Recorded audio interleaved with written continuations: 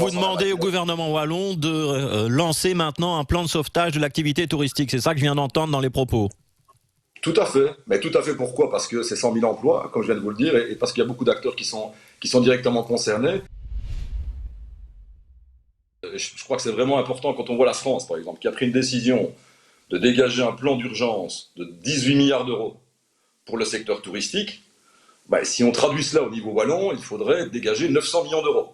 900 millions d'euros en allant chercher effectivement des moyens, notamment au niveau européen.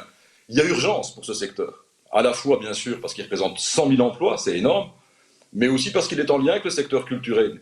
Il est partenaire du secteur culturel. Et le secteur culturel doit être soutenu. Les artistes, tous les créateurs, tous ceux qui, quelque part, apportent et donnent du sens aussi à nos existences. Je crois qu'il est vraiment important de pouvoir les soutenir avec un plan digne de ce nom en Wallonie. Ça veut dire que vous demandez au gouvernement wallon de lancer maintenant un plan de sauvetage de l'activité touristique. C'est ça que je viens d'entendre dans les propos.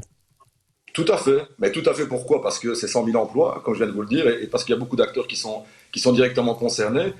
Et je pense que quand on a les moyens de soutenir le photovoltaïque et de soutenir ceux qui en ont bénéficié de façon aussi importante que ce qui a été, en tout cas, esquissé ces dernières semaines, je pense que la Wallonie a donc aussi les moyens, et sûrement, d'aider ceux qui en ont le plus besoin, qui représentent quelque part ce tissu économique important, ce lien entre culture et tourisme qui est vraiment essentiel. Ouais.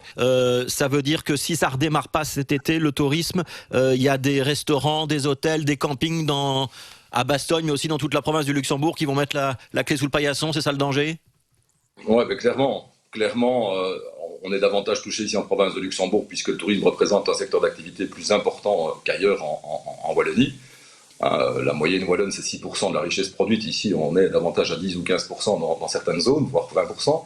Donc oui, clairement, s'il n'y a pas cette urgence, à la fois d'une part, pour soutenir directement les entreprises touristiques qui sont aujourd'hui à l'arrêt, je pense au secteur horeca en particulier, puisqu'il faut pas simplement avoir dit tout le monde a droit à un montant très bien de 5 000 euros. Ceux qui sont toujours à l'arrêt aujourd'hui, il faut continuer à les soutenir et réinjecter des moyens.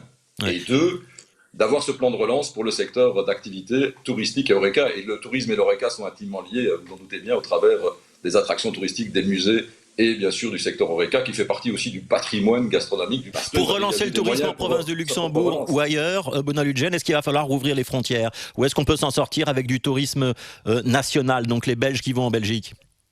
Alors, c'est l'un et l'autre. C'est clair que nous sommes très dépendants notamment des Pays-Bas, en particulier en termes de tourisme. Une grosse partie des visiteurs sont des amis hollandais, ici en tout cas en Ardennes et en province de Luxembourg plus globalement.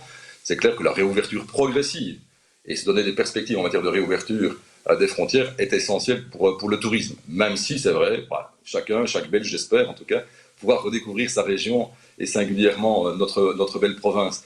Mais on a besoin de cela. Et j'ai vu que le ministre Goffin a pris différentes initiatives ces derniers jours pour voir avec nos voisins directs, l'Allemagne, la France, le Grand-Duché, les Pays-Bas, comment organiser ce déconfinement des frontières, si je puis dire, avec évidemment des recommandations qui ont été mises par la Commission européenne. Parce que, à situation sanitaire égale, il y a réponse égale en termes de réouverture des frontières. Mais il y a urgence là aussi en la matière.